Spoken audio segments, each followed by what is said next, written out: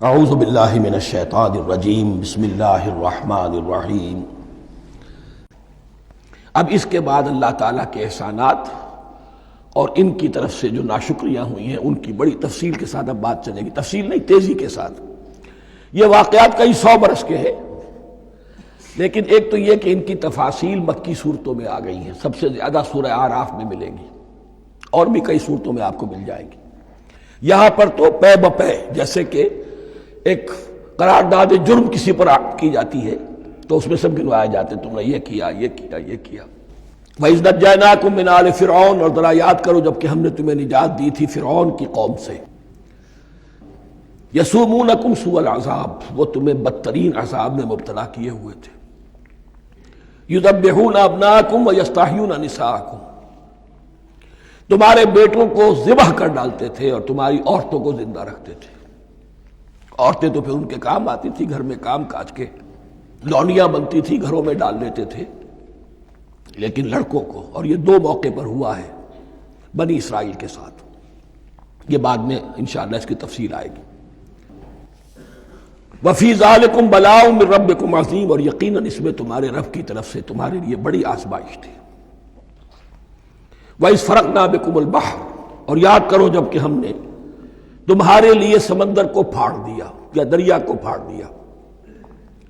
یہ ایک مختلف فی بات ہے کہ کس جگہ سے کراس کیا تھا بنی اسرائیل نے ایجپٹ سے سینائی پیننسولا آنے کے لیے، جزیرہ نما سینا میں۔ ایک رائے یہ کہ دریائے نیل کو کراس کر کے گئے ہیں، لیکن یہ بات غلط ہے، دریائے نیل تو مصر کے اندر ہے، وہ کبھی بھی مصر کی حد نہیں بنا۔ کسی کی رائے یہ ہے کہ جو خلیج سویز ہے، بحر قلزم جو ہے، ریڈ سی، وہ اوپر جا کر 2 کھاڑیوں میں تبدیل ہو جاتا ہے، خلیج عقبہ مشرق کی طرف اور خلیج سویس مغرب کی طرف، اور ان کے درمیان میں یہ سینائی پیننسولا جو ہے یہ تکون ہے، جیسے ہندوستان بھارت تکون ہے، ایسے یہ پیننسولا ہے، انڈین پیننسولا، سینائی پیننسولا۔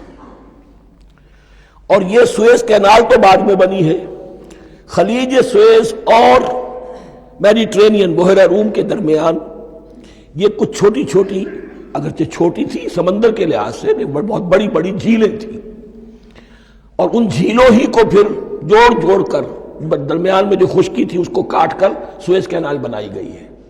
تو اب تو یہ ایک مسلسل ایک رابطہ ہے، لیکن معلوم ہوتا ہے کہ یا تو خلیج سویس کو کراس کیا ہے حضرت موسیٰ علیہ السلام نے، اور یہی میری رائے زیادہ یہی ہے، اس لیے کہ کوہ طور جو ہے وہ اس پیننسولا کی ٹپ پر ہے، نیچے ہے، یہاں جہاں پر ان کا قیام رہا، اور جہاں پھر حضرت موسیٰ کو 40 دن کے لیے کوہ طور پر بلا کر اور پھر انہیں تورات دی گئی ہے۔ تو معلوم ہوتا ہے کہ جو خلیج سویز ہے اسے کراس کیا ہے۔ کراس کس طرح کیا ہے کہ حضرت موسیٰ کے عصا کی ایک ضرب سے سمندر پھٹ گیا۔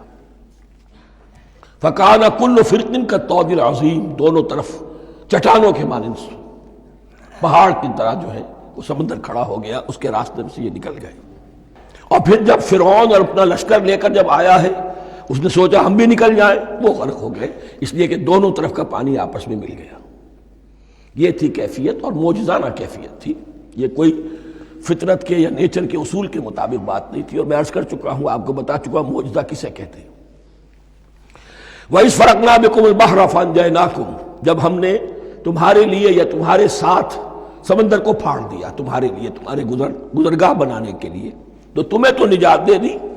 وَأَغْرَقْنَا آلَ فِرْعَوْنَ وَأَنْتُمْ تَنظُرُونَ، اور تمہاری نگاہوں کے سامنے فرعون کے لاؤ لشکر کو غرق کیا، تم دیکھ رہے تھے، یہ گزر چکے تھے، اس ساحل پر کھڑے ہیں، ادھر سے یہ داخل ہوئے ہیں، اور پانی دونوں طرف سے آ کر مل گیا اور یہ غرق ہو گئے۔